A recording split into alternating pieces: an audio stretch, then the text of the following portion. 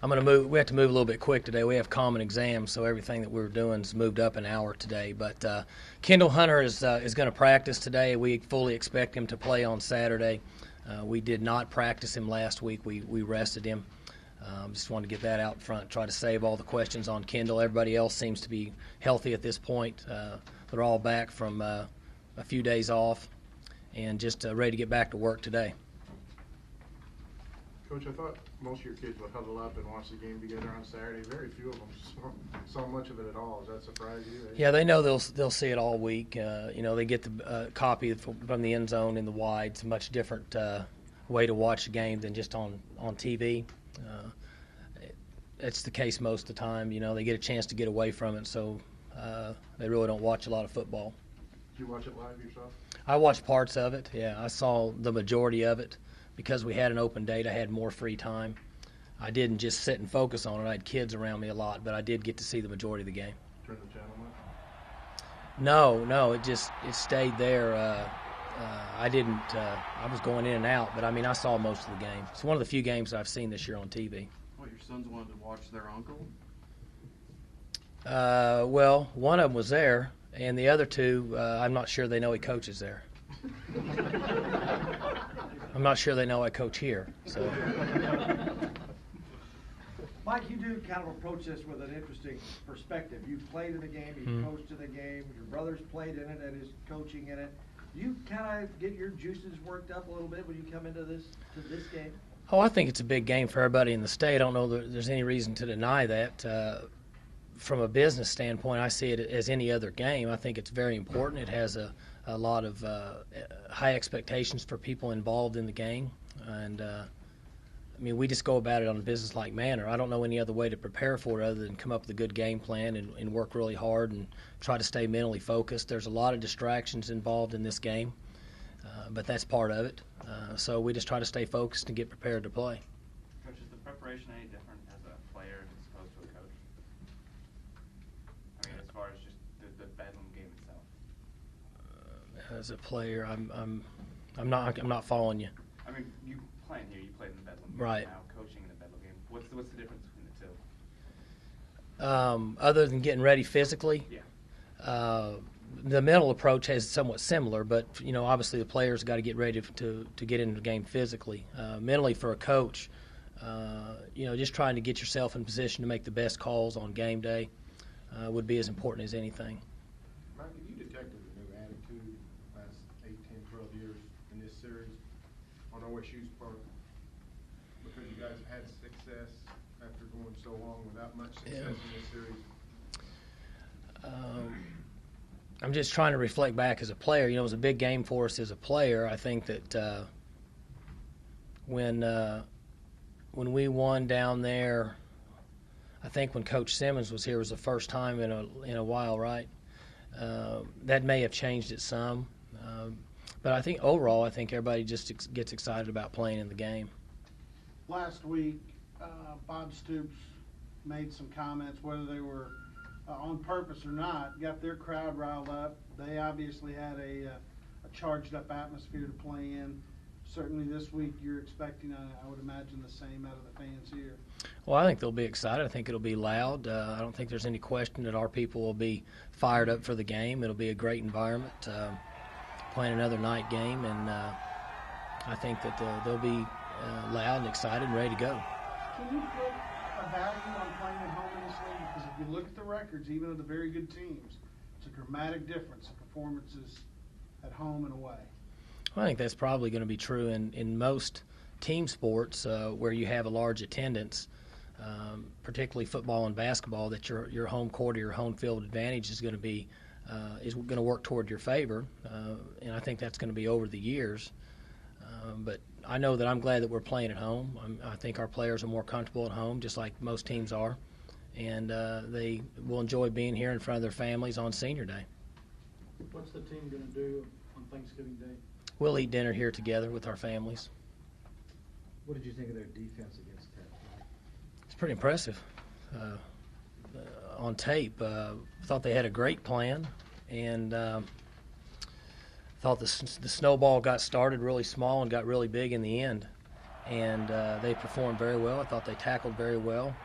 As the year's gone on, I think that 12 and 28 have improved, in my opinion, with getting to the football and tackling, and obviously through experience and reps that happens with most college players, just from my point of watching the tape.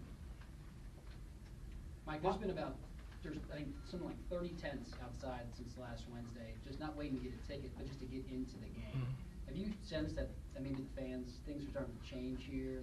That's a week before just to get into a game. Could you even imagine something like that? There's been quite a bit of that this year, and I've noticed that. We've actually gone out and visited with them and thanked them and talked to them some, and I think that's a sign of another step that we're taking here. It's not been that way before, and I think there's a lot of pride, and that all goes back to, without getting into a lot of other areas, it goes back to the facilities, and things are changing now, and I think the players feel it. I know the coaches do, and the fans and the students are more involved. I think it's just another step in the right direction. Coach Stoops called out his own fans last week before the Tech game to be loud this past Saturday, and they were. Do you hope your fans are loud enough to maybe screw up their no-huddle offense? Well, that's the same question he asked. Is that what you're asking me? Yeah. Do you hope your fans are going to be loud enough to maybe cause? Well, I just want them to enjoy the game and be excited. I don't think there's any question that our fans will be loud. They've done a great job this year, and they've all shown up, and they have worn their orange, and we have a lot of confidence that they'll be there Saturday and have a lot of fun, and they'll be loud. Not just because it's Oklahoma, but because it's a chance for your team to win 10 games and win the bowl game, possibly 11. Well, every game's important for us, and I say this all the time, and people say, is this a big game, is this a big game? Well, they're all big games, because if it's a game that some people don't think it's a big game and you lose, a lot of people see it as a big game that you lost. And so it counts as one, but there's a lot of pride in this game, and everybody's looking forward to it, and it's an exciting time for us. You play football to come out and compete on Saturdays, and it's an opportunity for us to compete against one of the best teams in the country right now. And our players are looking forward to it. I know our coaches are, and we just have to get a good week of preparation in and stay focused on the task at hand. Mike, have you seen some improvement in their defense as the season has gone along? The Texas game, Ryan Reynolds got hurt, they got burned, and they had been burned on some big plays earlier in the year. I know you've looked at tape of all their games this season. Have you seen some improvement here toward the end? I think they're playing better now than they were in the middle part of the season, yes. You made some glowing comments last week, and you have throughout his career about Brandon Pettigrew. But for you as a head coach, he's been here every step of the way with you your first 4 years. Can you comment on what it's like to have had the opportunity to coach a kid of that caliber, not just as an athlete, but also personally as well? Well, just a guy that is a true warrior of the game of football and likes to play. And I've said this many times, whether it's 10 degrees outside or 110 degrees outside, whether he's 100% or 50%, or whether he has broken fingers or a hurt ankle or foot injury or whatever it is that he has, he likes to play the game of football. And there's no substitute for a guy that really likes to play the game of football for all the right reasons. And that's the advantage he has in going to the next level. And that's why he'll be such a hot commodity, because he's not concerned about any of that. He's not concerned about money. He just likes to play the game of football.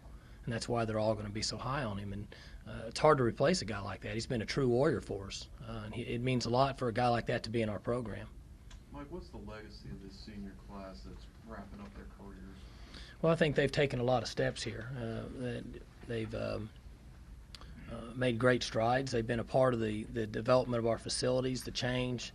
Everything that's happened here over the last few years has happened for a reason, but also the success that they've had and some of the key victories that they've been a part of have contributed to us developing and continuing to take great strides in this football program. And these guys are going to class, they're graduating, they're staying on track. We've had 3 guys that are playing professional football that were here last year. They've all graduated. I mean, how many schools across the country can say that? These guys that are in our program now are doing the right things, and it's a credit to everything that's going on here. And they just made that decision, and hopefully that will get passed down to the younger players in the future. Do you have a special bond with this group, because a lot of them have been, you've coached them all 4 years? I think that we're a close group. I think that the players and coaches have mutual respect. I think they know that we care about them. I think that they realize that if they do the right things, that we're going to guide them in the right direction and give them an opportunity to be successful in the classroom and on the football field. And because of that, I think in the long run, 8, 10, 12 years from now, when they're out there in the real world, hopefully they'll come back and be a part of our program with their families and continue to support Oklahoma State football. That's not always been the case in the last 50 years here. And I think now that we're moving in the right direction, that we can get people involved and start building some long-standing tradition in this program.